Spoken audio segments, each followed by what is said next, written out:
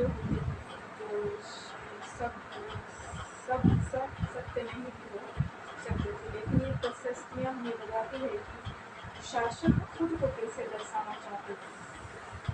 मिसाल के लिए शूरवीर विजय योद्धा के रूप में ये विद्वान ब्राह्मणों द्वारा रची गई थी। अक्षर प्रशासन में मदद करते थे और राजा लोग प्रायः ब्राह्मणों को भी अनुदान देते थे, यानी उनको पुरस्कृत करते थे थोड़ी भी।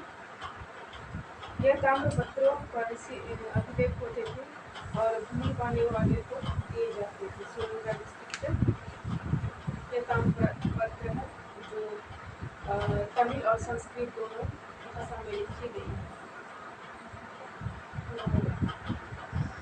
ये 9वीं शताब्दी में जो शासक द्वारा दी गई थी अनुदान का उल्लेख इसमें दिया गया है। ताम्रपत्र है जो संस्कृत और तमिल दोनों में लिखा हुआ है और इन पर राजसी मुहर भी लगाई जाती थी। और जो यह बतलाने के लिए है कि ये प्रमाणित दस्तावेज है। सो आगे बढ़ते हैं।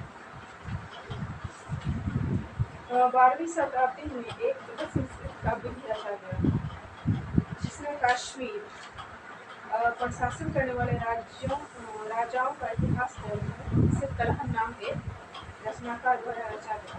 कलहन ने अपना वृत्तांत लिखने के लिए शिलालेखों, दस्तावेजों, प्रत्यक्षदर्शियों के वर्णन और पहले के इतिहासों समेत अनेक तरह के स्रोतों का इस्तेमाल किया। सस्तियों के लेखकों से भिन्न हुआ। अक्षर शासकों और उनकी गतियों, उनकी नीतियों के बारे में आलोचनात्मक रूप दिखलाता है। इसलिए 12वीं शताब्दी के लिए और साधारण ग्रंथ है। सो आज के लिए इतना ही। मोबाइल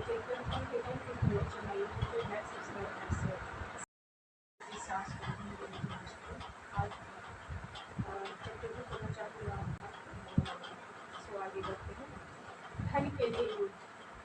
आपने यह गौर किया होगा कि इनमें से प्रत्येक शासक राजवंश का आधार कोई क्षेत्र विशेष था और ये दूसरे क्षेत्र पर भी नियंत्रण करने का प्रयास करते थे।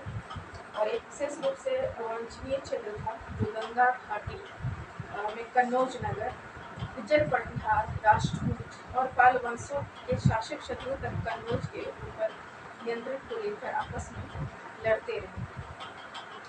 क्योंकि इस लंबी चली लड़ाई में 3 वर्ष थी, इसीलिए इतिहासकारों ने प्रायः इसकी चर्चा त्रिपक्षीय संघर्ष के रूप में की है। शासकों ने बड़े मंदिर का निर्माण करवा कर भी अपनी सत्ता और संसाधन का प्रदर्शन करने का प्रयास किया। इसीलिए जब वे एक दूसरे के राज्यों पर आक्रमण कर देते तो मंदिरों को भी अपना निशाना बनाते थे और कभी कभी बहुत अधिक संपन्न होते थे।